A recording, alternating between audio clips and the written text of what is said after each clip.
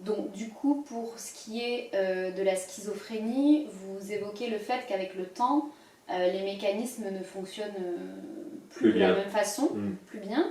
Donc concernant les troubles du comportement alimentaire et notamment le cas de l'anorexie, est-ce qu'après un certain temps, disons 2, 3 ans, 5 ans, ou dans le cadre de récidive, parce que c'est une maladie chronique, est-ce que ce fonctionnement, ce système hormonal qui apporte plus de bonheur, une facilité de concentration, perdure, ou est-ce que ça s'effrite avec le temps? Non, comme on dit familièrement, ça tourne au vinaigre. Ah Donc, c'est le cas des autres pathologies. Le processus d'autothérapie, et c'est là qu'est la pathologie, tourne au vinaigre, devient de moins en moins efficace, parce qu'il n'y a pas une compréhension de base, il n'y a pas une guidance de base.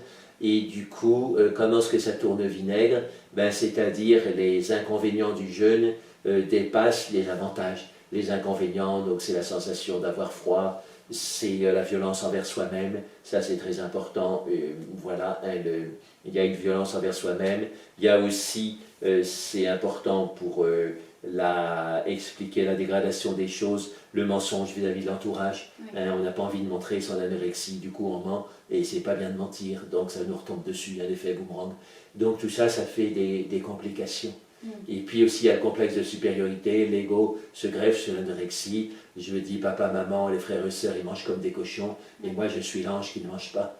Et donc ça aussi c'est l'orgueil, et ça va à l'encontre d'un développement spirituel.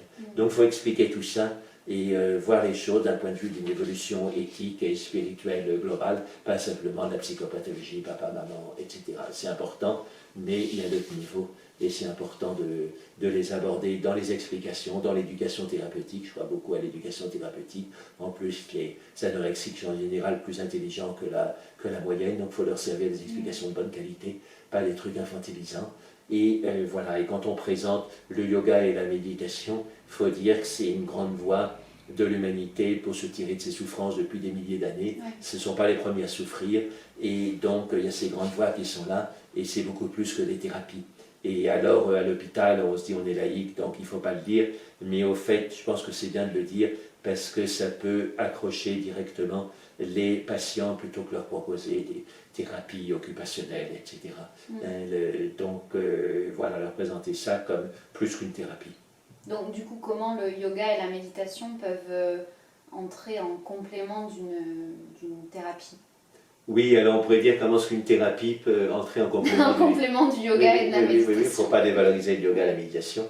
On peut présenter les choses comme ça, et ça peut être accrocheur et motivant pour des patients et des patientes, voilà, qui est une voie à long terme, qui est très intéressante, mais il y a eu un peu de confusion au niveau psychologique, papa, maman, l'alimentation, et du coup, c'est important de voir, donc il y a ce travail psychothérapique qui doit être fait en parallèle d'une évolution plus profonde.